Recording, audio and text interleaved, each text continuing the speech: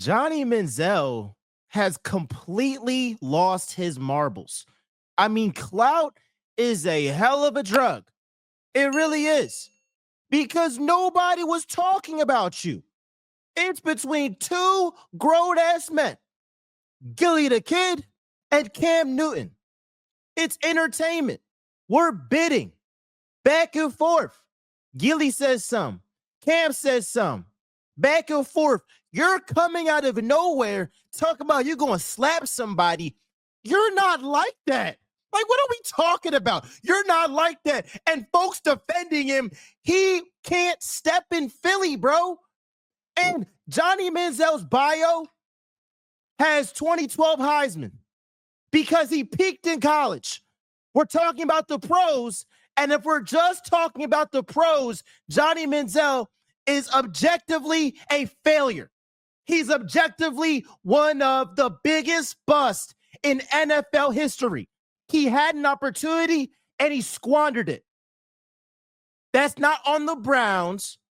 It's not on the Browns owner, the Browns management. It's not on the NFL. It's on Johnny Manziel. And so because Johnny Manziel was objectively a failure in the NFL, all he has to do is cling on peaking in college. Like, I'm sorry. I never want to be the guy that I peaked in college. I never want to be the guy that I peaked in high school. Johnny Manziel, he peaked in college, bro. Like, we had Monet Davis on the pod last year. And she told me, a coach told her that you don't want to peak in middle school. And she's on the great thing. She's doing her thing. But it's like, just because as a young bull you was nice, what have you done lately, bro? The thing with Gillie the Kid is that he's one of the few old heads that has maintained longevity and has actually became more poppin' over time. That's unheard of. Like, he's more poppin' now than he was 15 years ago, 15, 20 years ago. I would argue this. And folks in Philly notice who got more respect in Philly right now. Is it Gillie or is it Meek Mill? It's Gillie. The reason why is because Gillie shows love to the younger generation. Gillie shows love to the younger generation. If you keep up with Meek Mill and them, Meek Mill don't be showing love to the younger cats the way that Gil and Wallow do. That's why Gil and Wallow have more respect in the city. Folks in Philly notice stuff. So it's all jokes. It's all bidding. I was laughing at what Cam said. It was funny. He said the only thing you good at is being a great mascot. I'm pretty sure Gillie found that funny too. And then Gillie ended up talking about hey, Cam, Jalen Hurts got something that you don't, because Cam Newton had Jalen Hurts as an elite quarterback right after the Super Bowl. And I would argue to keep up his child support payments, he got to talk about how Jalen Hurts is not top 10. Because that's the most Cam Newton has been talked about, was when he's been disrespecting Jalen Hurts. And rightfully so, Gillie called him out. But Johnny Manziel mad that Gillie the Kid is popping it on his birthday. Big Dom went to the restaurant to give the Super Bowl championship trophy to Gillie. Anybody is going to pop it.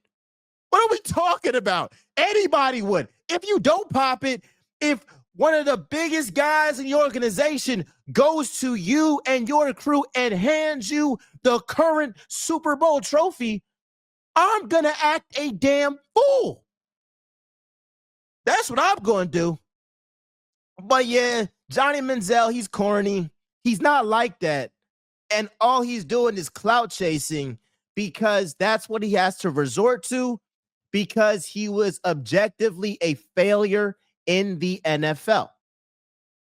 And Johnny Manziel should be a lesson to young folks, don't peak in college. Don't peak in high school, in middle school. You want longevity. You want to get better over time. And you might be calling Gillie a mascot, all this. Over time, he has gotten better. He's gotten more popping. That's an objective fact. We don't go by feelings, we go by facts. Now, let's talk about the freaking birds. There's been talk that the Eagles should have a dome. I'm here to tell you today, I do not want the Eagles to have a dome. I don't. Because the clear home field advantage is playing outside at Lincoln Financial Field. Guys like Jared Goff, when they get in the cold, them California guys, they don't play as well. You know, Matthew Stafford isn't that good when it's snowing. I know this guy isn't in our conference, but Tua Tagovailoa, when it snows, when it's cold, he is not the same guy. So we have that clear advantage. And in football, where the talent is so close, we're going to do a Eagles versus Ravens comp. When the talent is so close, you want every edge that you can get. Now, I know for Jeffrey Lurie, Eagles ownership, they want to have something like the Wells Fargo Center.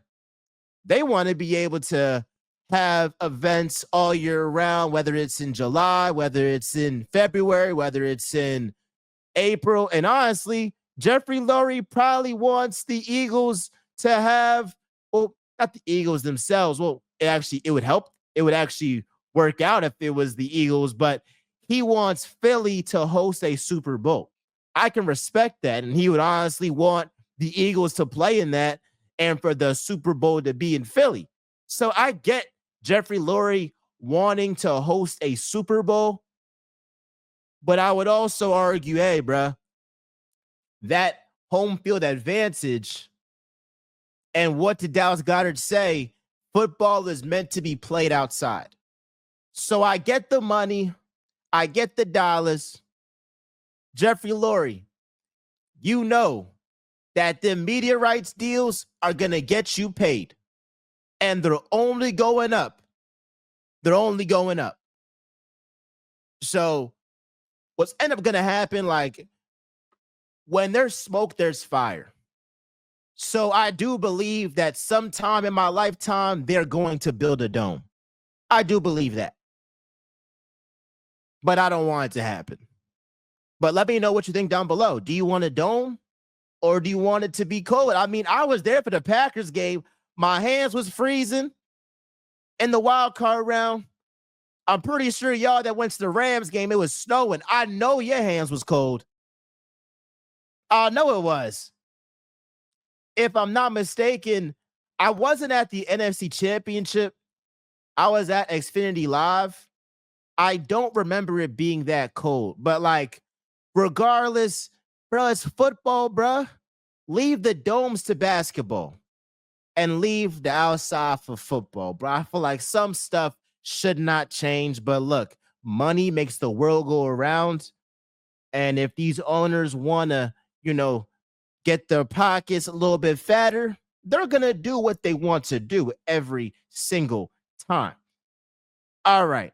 I want to do a little, I don't want to say series, but a little segment where we're comparing the rosters. So we're going to compare the Eagles roster to the Ravens roster. Let's compare the Eagles roster to the Ravens roster. This is my Super Bowl matchup. This is what I want to see, the top two rosters in the NFL. Quarterback, it's equal. Lamar Jackson is way better in the regular season. Jalen Hurts is way better in the postseason. They cancel out. Running back, Eagles. Saquon Barkley has the edge on Derrick Henry.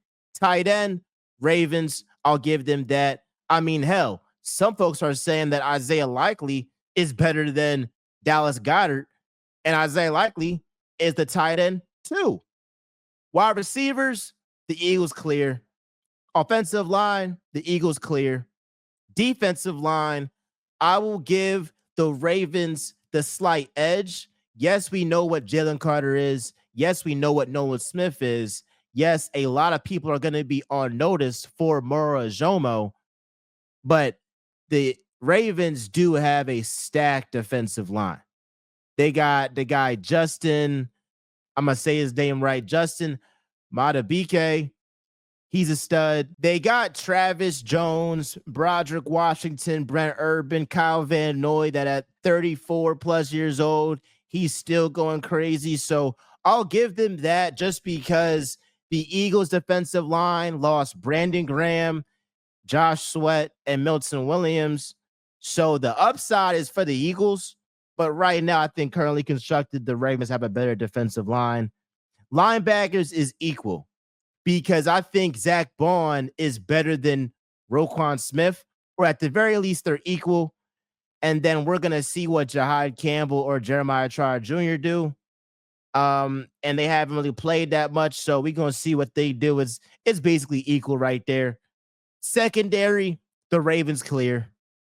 And special teams, specifically the kicker, Jake Elliott, the Eagles clear. So that's what it is. And my thing is, if Lamar Jackson is what y'all think he is, if he's so much better than Jalen Hurts, and their rosters are comparable, top to bottom, offense and defense combined, get it done, Lamar. Play at your level. Get it done. No excuses. But yeah, let me know what you think down below. Who has the better roster? I would say that the defensive talent that the Ravens have, especially in their secondary and at all three levels, they have a better defense than the Eagles. I would say the Eagles, when they're all at their A+ game, have a better roster than the Ravens offensively. And then special teams. Oh, I didn't even say this. Coaching clears. Coaching, the Eagles clear. Nick Sirianni is a far better coach than John Harbaugh. I mean, John Harbaugh has gotten away with murder all the time. All the time. I mean, John Harbaugh, time and time again, has been told, run the ball, run the ball, run the ball. And he shies away from it in the biggest moments, in the biggest games. If that was Nick Sirianni, he'd be out of Philly by now. And that's the fact. But it's kind of like a pick 'em, whoever you want. But that's kind of my comp. That's what I see right there. All right, let's go into these Madden ratings, because the Madden ratings pissed me off, bro. You're telling me that the Eagles don't have a top 10 defense in the NFL? That's what Madden said. Y'all disrespectful. I mean, these guys had Moro Ajomo. If you don't know who he is, I ain't going to say you a casual.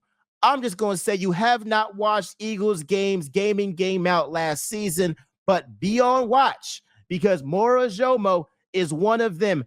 They had him as a 68 overall. That is disrespectful. On offense, they had Cam Jurgens as a 76 overall. That is crazy.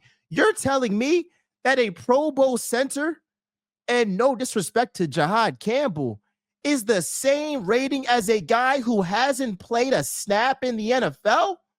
That's insane, bro. They had A.J. Brown below Scary Terry. Scary Terry has never eclipsed 1,200 yards in his career. What are we talking about, bro? Jalen Hurts is rated lower than Jared Goff, the same Jared Goff that lost the Lions the divisional round game as a 7.5-point favorite. I don't get how Jared Goff gets no criticism. Nothing. It's just like he's the one with all this offensive talent that played the worst game of the season in the biggest moment. He gets no criticism. I'm like, what the hell is going on? I would pick Baker Mayfield over him, because Baker Mayfield is a way, way better playoff performer. It's not even close. And we're going to see what Jared Goff does without Ben Johnson, without an elite play caller. He's always had an elite guy. So we're going to see. But these Madden ratings are pretty crazy. But what do they say? We're a super team. All right, y'all. All right, y'all. Just be consistent, bruh. Just be consistent. I love y'all. I appreciate y'all. It is Real Talk with MJ, where y'all know I always keep it real. This was a pretty fun show. But yeah, Johnny Manziel, you got to stop it. You got to stop cloud chase. It's not good for your health. And these Madden ratings are crazy. And I'm going to do some more roster comps with the Commanders, Cowboys, Giants. Giants. It's going to be good. I love y'all. I appreciate y'all. It is Real Talk with MJ, where y'all know I always keep it real. I'm out, y'all.